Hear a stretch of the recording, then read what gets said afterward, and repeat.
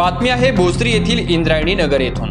स्पर्धेमध्ये भाग घेणाऱ्या खेळाडूंच्या जीवाशी खेळ सुरू आहे की काय असा प्रश्न निर्माण होऊ लागलाय। संत ज्ञानेश्वर महाराज क्रीडा संकुलन इंद्रायणी नगर भोसरी येथे फेडरेशन ऑफ महाराष्ट्र यांच्या वतीने राज्यस्तरावरील वय वर्ष 20 ते 23 वयोगटातील स्पर्धा भरवण्यात आल्या होत्या।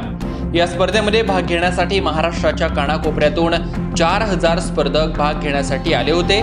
यामध्ये मुलींचेही प्रमाण बऱ्यापैकी होते, पण आयोजकांनी या स्पर्धेसाठी किंवा स्पर्धकांसाठी कोणतीच व्यवस्था किंवा सोय केलेली नव्हती। त्यामुळे या खेळाडूंना अनेक समस्यांना सामोरे जावे लागले।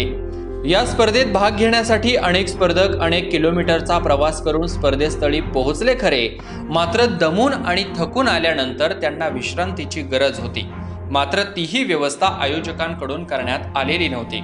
त्यामुळे अक्षरशः हे सर्व स्पर्धक धावपट्टीवरती गेली 3 दिवस ग्राउंडवरच झोपत होते। यामध्ये खेळाडू मुली देखील होत्या।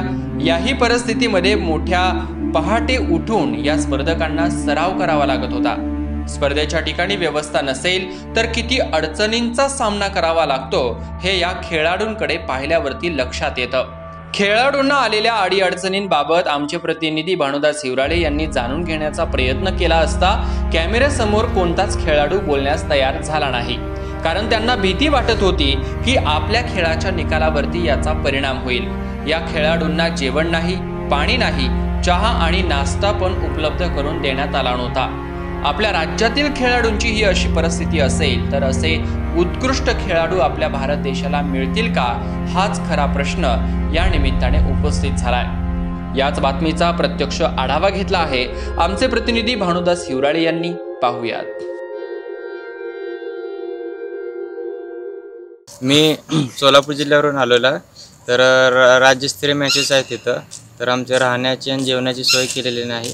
त्रास होत आहे आम्हाला, खूप लांबून आलेला होता मी, कुठल्याही विद्यार्थ्याला सोय नाही आहे आणि गरीब परिस्थितीवर येत आहेत आम्ही, तर आमची सोय व्हायला पाहिजे। रूम करू शकत नाही, आमची तेवढी कॅपॅसिटी नाही केल्यासारखी। लेडीज वगैरे येतात, गर्ल असतात, त्यांची बी जबाबदारी घ्यावी लागेल। इथं मुली पण भरपूर आल्या तर बाहेर वेगवेगळ्या जिल्ह्यातून ते ट्रॅकवर झोपलेल्या, त्यांची पण सोय नाही, काय नाही, तर त्यांची पण सोय व्हायला पाहिजे इथं, खास करून मुलींसाठी तर पाहिजे।